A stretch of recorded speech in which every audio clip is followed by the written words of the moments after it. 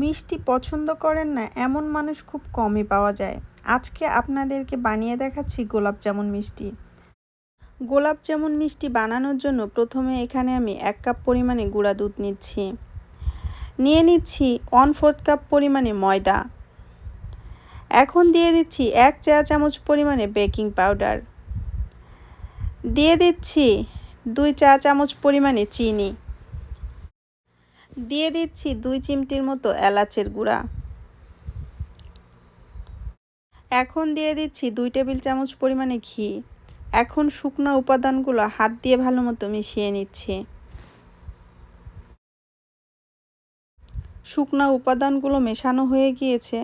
এখন এর ভিতরে একটু একটু দুধ দিয়ে একটা খামি তৈরি করে নিচ্ছি।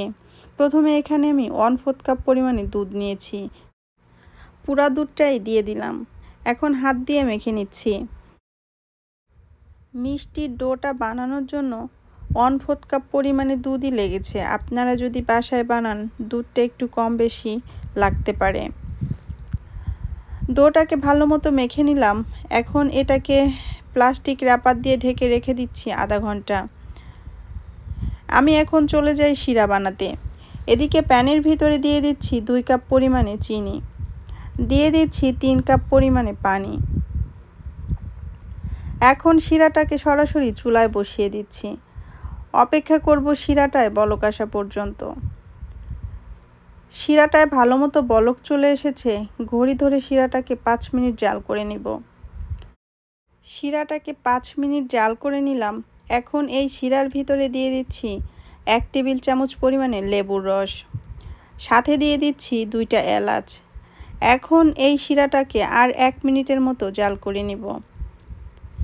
1 মিনিটের মতো জাল করা হয়ে গিয়েছে। এখন ঢাকনা দিয়ে ঢেকে শিরাটাকে চুলা অফ করে রেখে দিচ্ছি। এদিকে চুলায় প্যানের ভিতরে বেশ কিছুটা তেল গরম বসিয়েছি। চুলাটাকে একেবারে ডিম করে দিয়েছি। এখন আমি যে ডোটা বানিয়ে রেখেছিলাম, ডো দিয়ে মিষ্টি বানিয়ে নিচ্ছি। প্রথমে হাতে একটু ঘি মেখে নিলাম। এখন এই ডো দিয়ে গোল গোল বল বানিয়ে নিচ্ছি। আমি গোল গোল মিষ্টি বানিয়ে নিচ্ছি। আপনারা যদি বাসায় বানান আপনাদের পছন্দ অনুযায়ী শেপ দিয়ে নিতে পারেন।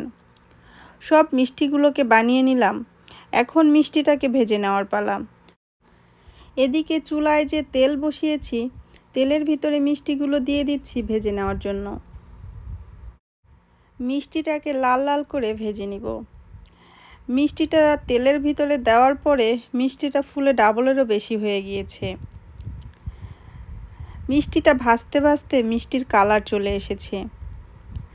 দেখেই বুঝতে পারছেন কতটা সুন্দর হয়েছে এই মিষ্টিটা। মিষ্টিটা সম্পূর্ণ ভাজা হয়ে গিয়েছে। এখন মিষ্টিটাকে আমি তেল থেকে তুলে নিচ্ছি। সব মিষ্টিগুলো তুলে নিলাম। আমি যে আগে থেকে শিরাটা রেডি করে রেখেছিলাম, শিরার ভিতরে মিষ্টিটা দিয়ে দিলাম। শিরাটাকে আমি চুলায় বসিয়ে দিয়েছি। এখন শিরাটাকে অপেক্ষা করব বলক আসা পর্যন্ত। শিরাটায় ভালো মতো বলক চলে এসেছে। আমি ঢাকনা দিয়ে ঢেকে রেখে দিচ্ছি। ঘড়ি ধরে 10 মিনিট জাল করে নিব মিষ্টিটাকে। 5 মিনিট পরে ঢাকনাটা খুলে মিষ্টিটাকে উল্টিয়ে দিচ্ছি। আবারও ঢাকনা দিয়ে ঢেকে রেখে দিচ্ছি। আরও 5 মিনিট জাল করে নেব।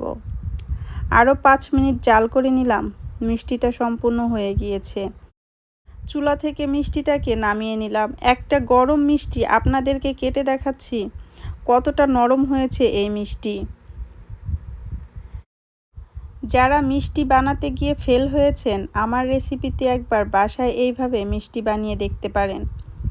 আশা করি আপনাদের বাসার মিষ্টিটাও এইরকম পারফেক্ট হবে। এখন এই মিষ্টিটাকে আমি সারা রাতের জন্য রেখে দিব। আমি সকালবেলা ফিরে এসেছি। মিষ্টির কালার দেখেই বুঝতে পারছেন কতটা লোভনীয় হয়েছে এই মিষ্টিটা। সকালবেলা একটা মিষ্টি আপনাদেরকে কেটে দেখাই মিষ্টিটা কতটা পারফেক্ট হয়েছে।